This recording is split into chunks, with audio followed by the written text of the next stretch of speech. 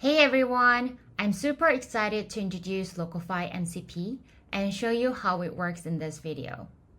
Locofy MCP, or Model Context Protocol, lets you pull, refine, and extend Locofy-generated front-end code in GitHub Copilot by simply using prompts. You can clean up code, handle API integrations, and state variables, improve accessibility, add custom scripts, and more, making your workflow faster and more efficient with Locofy MCP.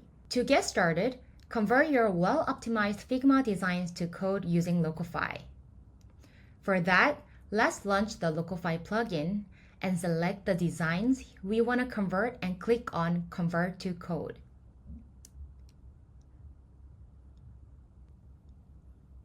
Locofy is all done with converting my design into code. You can see the generated React code at the bottom panel and also the live preview that has been rendered from the code. Now, let's sync this code to Locofy Builder.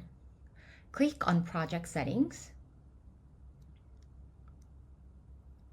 Next, click on the MCP tab, and from there, choose an expiry option and click on the Generate button to generate the MCP configuration file. I will select GitHub Copilot as my IDE and copy the file. Let's set it up in VS Code. In your project root directory, create a .vs Code folder if it doesn't already exist.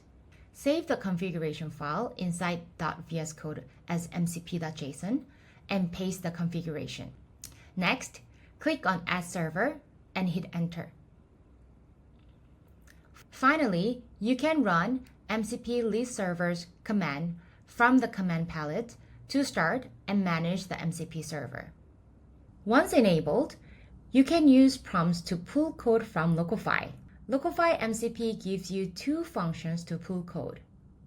One fetches the component and its dependencies, and the other just grabs specific files. Let's use it to pull the homepage from my Locofy project and merge it into this existing code base. For this, I will simply open chat and type use Locofy to pull the latest homepage.txs from Locofy. Now, the Locofy MCP will automatically fetch the latest code and integrate it into my project seamlessly. You can also refine and extend the Locofy-generated code as per your requirements. For example, Locofy has generated this page for me, but the image carousel isn't functional yet. With just a few prompts, I can extend the code and make it fully interactive.